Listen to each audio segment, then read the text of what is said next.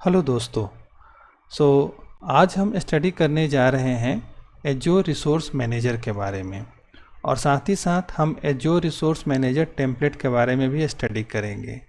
Okay, तो चलिए आज का टॉपिक स्टार्ट करते हैं, एजोर रिसोर्स मैनेजर। ओके, सो ये क्वेश्चन है, what is एजोर resource manager. Okay, so एजोर resource manager, सबसे पहले तो हम देखें, इसको डिफाइन करने से पहले हम देखें कि आखिर इसका बैकग्राउंड क्या है। ओके, तो होता क्या है कि अभी आपको कोई भी सर्विस यूज़ करनी होती है या कुछ बनाना होता है पोर्टल में कोई रिसोर्स, तो आप क्या करते हैं, आप जाते हैं रिसोर्स portal.azure.com में, वहाँ रिसोर्सेज सेलेक्ट करते हैं और जो बनाना होता है वो उसके सारा जो भी रिक्वायरमेंट है वो आप फुलफ़िल करते हैं उसमें, और उसके बाद क्लिक करते हैं तो आपका वो रिसोर्स बन जाता है। ओके, तो चलिए एक सिनेरियो है कि मान लिया जाए कि आपको एक वर्चुअल मशीन बनाना है, तब तो इजी है। लेकिन अगर आपको सेम 100 वर्चुअल मशीन बनाने हो तो क्या ये फिजिबल होगा? नहीं होगा। ओके, या आपका जो है इंफ्रास्ट्रक्चर पूरा आपने अपने प्रोजेक्ट के लिए सपोज कीजिएगा बहुत सारे रिसोर्सेज डिफरेंट आपने यूज़ किए हैं। ओके, अब उनको फिर से आपको डेव इन्वायरमेंट से टेस्ट पे डिप्लॉय करना है, क्यूए पे डिप्लॉय करना है, प्रॉड पे डिप्लॉय करना है, उसके पहले यूएटी पे डिप्लॉय करना है, तो क्या ये फिजिबल है कि हम जितने भी रिसोर्सेज हैं उसको मैनुअली 1 बाय 1 क्रिएट कर सकें? नहीं। ओके, सो इसका एक तरीका यहाँ पर एज्योर ने दिया है, एज्योर रिसोर्स मैनेजर टेम्पलेट का। ओके, सो उसके बारे में हम आगे चल के पढ़ेंगे। पहले हम ये देखें कि एज्योर रिसोर्स मैनेजर है क्या, जो कि यहाँ सामने स्क्रीन पे आपको क्वेश्चन लिखा हुआ है, what is azure resource manager. तो देखिए, सिंपली नाम से इस क्लियर हो रहा है कि जो कि एज्योर के रिसोर्सेज को मैनेज करे। मैनेज करने का मतलब क्या होता है कि जो कि रिसोर्स को क्रिएट करने, अपडेट करने और डिलीट करने के लिए हमें सपोर्ट करे या हमें हेल्प करे। ओके, तो वो होता है मैनेजर। ओके, सो इसीलिए यहाँ पर सिंपली आप देखेंगे तो डिफिनीशन के तौर पे भी लिखा हुआ है कि एज्योर रिसोर्स मैनेजर जो है is the deployment and management service for azure. Okay, so it provides a management layer that enables you to create, update and delete resources in your Azure account. Okay, so ये आपका management service हो गया। ठीक है, अब आगे चलते हैं देखने के लिए कि आखिर ये मैनेजमेंट सर्विस काम कैसे करता है। ओके, तो अभी आप देखेंगे तो यहाँ पर स्क्रीन पे एक्चुअल में इस यूआरएल के साथ एक वीडियो है, उस वीडियो को मैंने पॉज करके इस स्क्रीन पे रखा है। ओके, तो इस स्क्रीन पे आप देखेंगे कि user, azure portal, azure CLI, visual studio, फिर है azure resource manager, create, remove और मैनेज। ओके, सो ये स्ट्रक्चर एक दिया हुआ है कि सबसे पहले यहाँ पर यूजर मतलब हम लोग क्या करते हैं कि हमें अगर कोई रिसोर्स पोर्टल पे बनाना होता है तो हम किस किस वे से जा सकते हैं। ओके, तो पहला हमारा सबसे आसान तरीका है, हम एज्योर पोर्टल पे चले जाएं और जा कर के वहाँ पे रिसोर्स सेलेक्ट करें, पैरामीटर्स भरें, हमारा बन जाएगा। दूसरा तरीका हमारा है एज्योर CLI का, तो ये portal.azure.com पे भी अवेलेबल है। वहाँ पे जा कर के हम CLI कमांड रन कर सकते हैं, कमांड रन करके रिसोर्स क्रिएट कर सकते हैं। तो इसके लिए भी ये भी तरीका है, लेकिन इसके लिए ये है कि आपको कमांड और उसके पैरामीटर्स याद रखने पड़ेंगे। ओके, सो ये दो तरीका हो गया। तीसरा तरीका आपका विजुअल स्टूडियो का है। आप इस सीरीज चैनल पे देखेंगे या इस प्लेलिस्ट में एक एप्लीकेशन एक जो है विजुअल स्टूडियो से वेब ऐप या ऐप सर्विस कैसे डिप्लॉय किया गया है एज्योर पोर्टल पे, उसका पूरा डेमो दिया हुआ है।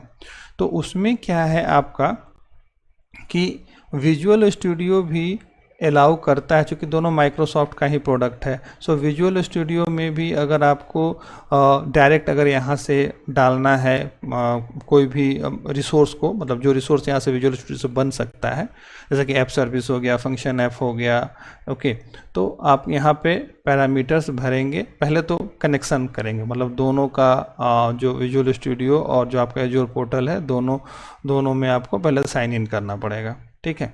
और यहाँ पे आप पैरामीटर्स भर के जैसे ही इसको आप डिप्लॉय करेंगे, ओके, यहाँ जैसे ही बिल्ड करेंगे, ठीक है, ये क्या करेगा, उन रिसोर्सेज को विजुअल स्टूडियो एज्योर पोर्टल पे बना देगा।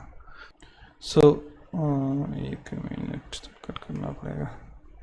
सो कहने का मतलब ये हो गया कि एज्योर पोर्टल, एज्योर CLI और विजुअल स्टूडियो, ये तीनों तरीके हैं जिससे कि हम रिक्वेस्ट कर सकते हैं। जब ये रिक्वेस्ट जाता है तो रिक्वेस्ट किसके पास जाता है, एज्योर रिसोर्स मैनेजर के पास। और ये एज्योर रिसोर्स मैनेजर उसके बाद ये डिसाइड करता है कि किस तरह की रिक्वेस्ट है। अगर क्रिएट की रिक्वेस्ट है तो वो क्रिएट API को कॉल करेगा, रिमूव या मैनेज या किसी भी तरह का है वो रिलेटेड API को यहाँ से कॉल करता है, उसमें पैरामीटर्स भेजता है, और उसके बाद में फाइनली उसका रिस्पॉन्स जो आता है, रिस्पॉन्स को फिर वो आपको शो करता है। ओके, तो ये हमारा इस तरह से जो रिसोर्स मैनेजर यहाँ पे वर्क करता है। अब देखिए इसके नीचे अगर हम जाते हैं तो हमारे पास एक ये कंसिस्टेंट मैनेजमेंट लेयर के बारे में दिया हुआ है।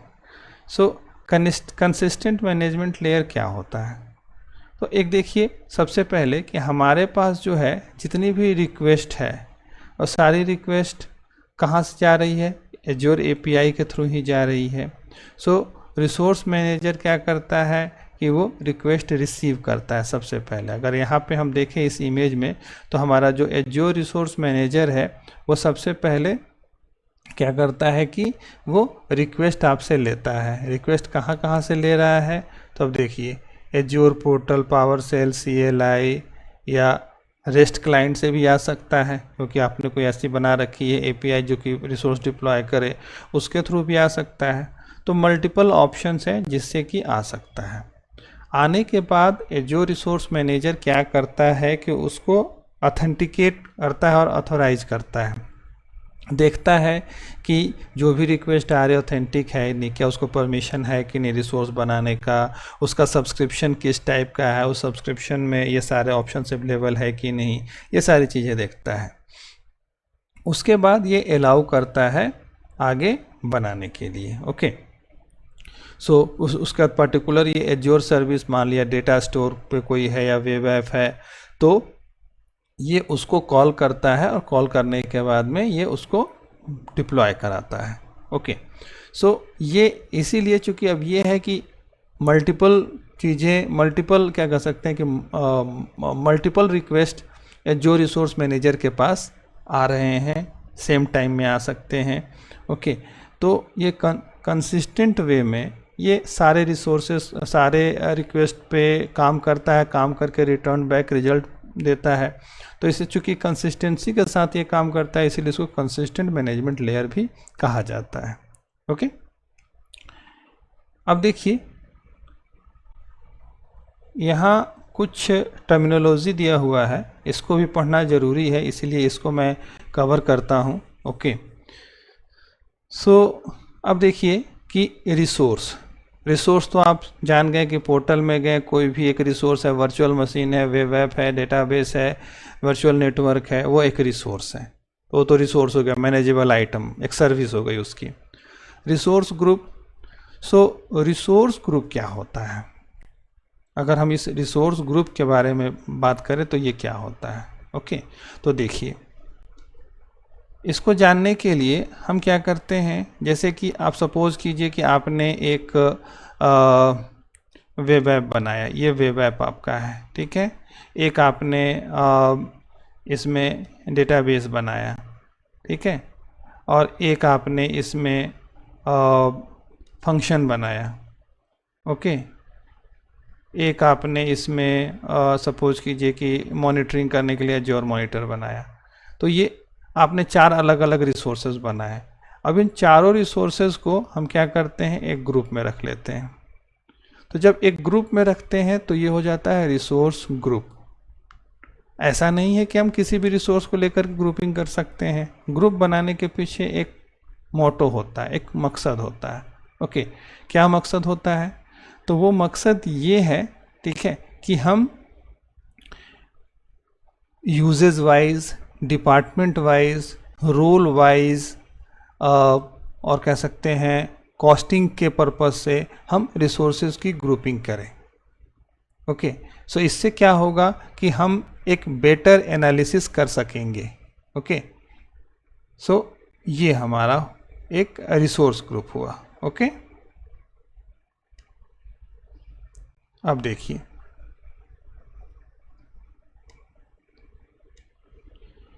नेक्स्ट जो है हमारा है रिसोर्स प्रोवाइडर। सो रिसोर्स प्रोवाइडर क्या होता है? देखिए, तो रिसोर्स प्रोवाइडर एक्चुअल में क्या है, एक सर्विस है जो कि एज्योर रिसोर्सेज सप्लाई करता है। जस्ट लाइक कि एक मान लिया जाए माइक्रोसॉफ्ट डॉट कंप्यूट के बारे में बात करें, ठीक है, तो ये सप्लाई करता है वर्चुअल मशीन रिसोर्सेज के बारे में। स्टोरेज की बात करें तो ये स्टोरेज सर्विस प्रोवाइड करता है।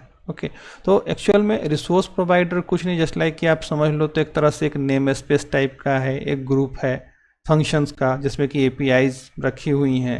ओके, तो वो आपका रिसोर्स प्रोवाइडर है। अब देखिए इसके बाद हम बात करते हैं डिक्लेरेटिव सिंटेक्स का। तो डिक्लेरेटिव सिंटेक्स क्या होता है? तो जैसे कि आप जानते हैं सिंटेक्स मतलब कोई प्रोग्रामिंग कमांड जो हम लिखते हैं। तो अभी इस वीडियो की शुरुआत में मैंने आपको ARM टेम्पलेट के बारे में, जो रिसोर्स मैनेजमेंट टेम्पलेट के बारे में बताया था।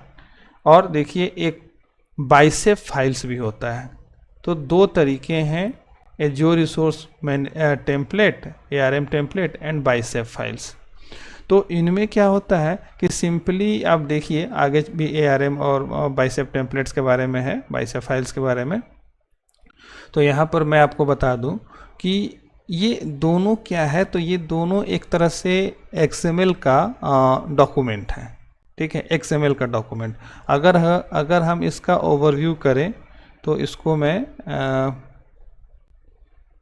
अच्छा इसी में खुल रहा, ठीक है। अगर हम एक एज्योर रिसोर्स मैनेजमेंट टेम्पलेट को देखें तो ये देखिए, ये पूरा आपका XML डॉक्यूमेंट है जिसमें कि पूरा लिखा रहता है कि कौन लोकेशन पे होगा, नया नाम क्या होगा, API वर्जन क्या होगा, ठीक है, ये सारी डिटेल होती हैं।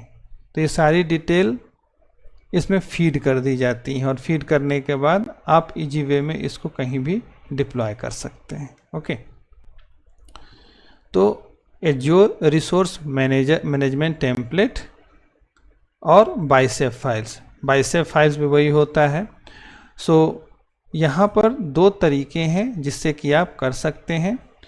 अब देखिए कि आपका जैसे कि अब ये बता रहा था मैं कि अगर मान लिया जाए कि अगर आपको एक 100 वर्चुअल मशीन बनाने हैं, आपने एक बाइसेप टेम्पलेट या ARM टेम्पलेट बना लिया, ठीक है, उसमें सारे डिटेल्स आपने रख दिए कि हाँ ये डिटेल्स होने चाहिए, जो ये डायनेमिक हैं उनको भी आपने उसमें से सेट कर दिया कि वो डायनेमिक बनेंगे।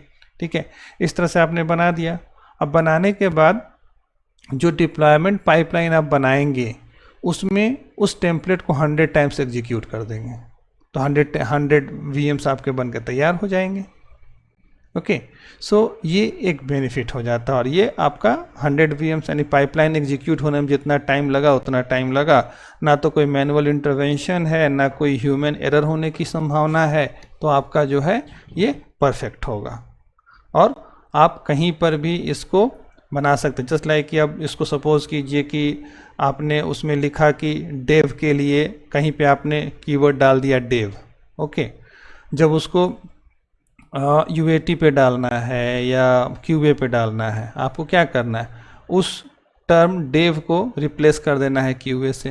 दैट्स इट, आपका पूरा टेम्पलेट रेडी है QA पे जाने के लिए। ओके, सो ये तरीके हो गए। इसके बाद एक्सटेंशन रिसोर्स। एक्सटेंशन रिसोर्स क्या होता है?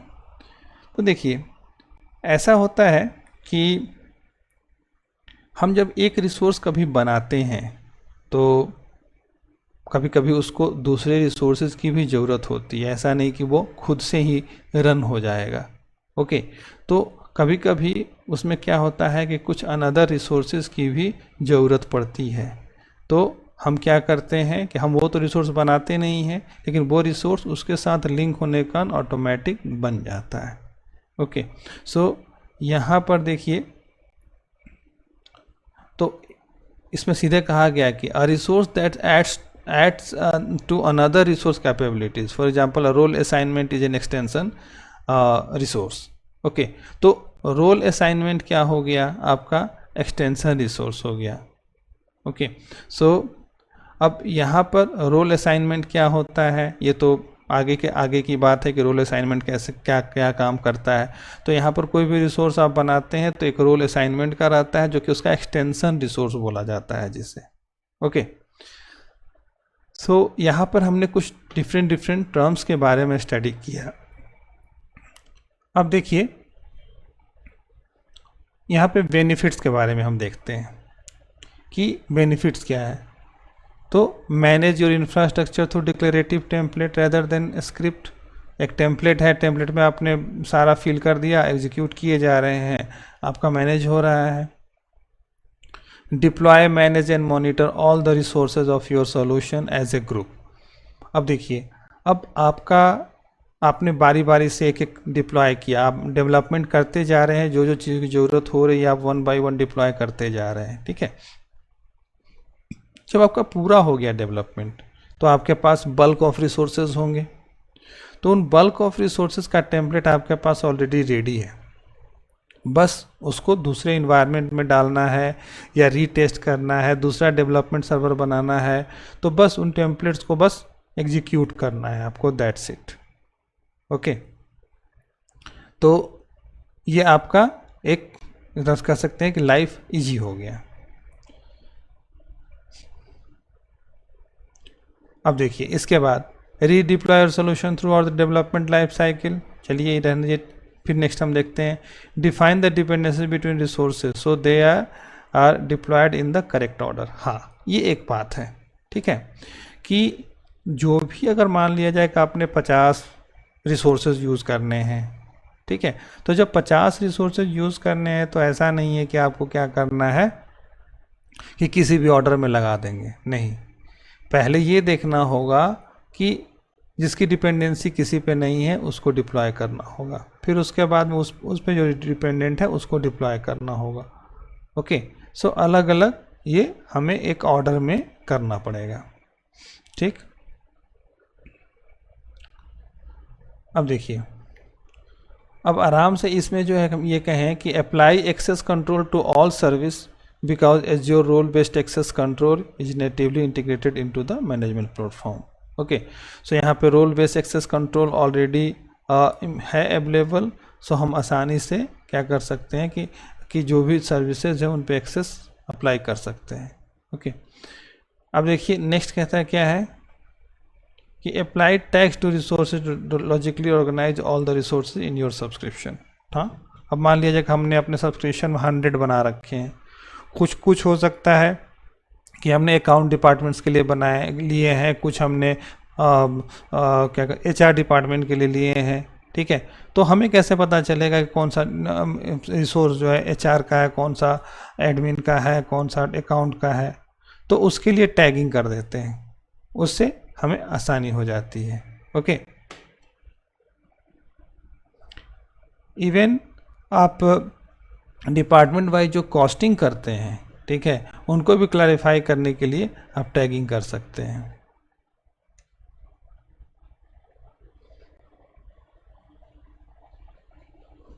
अच्छा, ये तो मैंने अंडरस्टैंड स्कोप आपको बता दिया कि पहले वो आएगा मैनेजमेंट स्कोप, फिर सब्सक्रिप्शन, फिर रिसोर्स ग्रुप, देन रिसोर्सेज आते हैं। ओके, सो अब यहाँ अनदर टॉपिक है।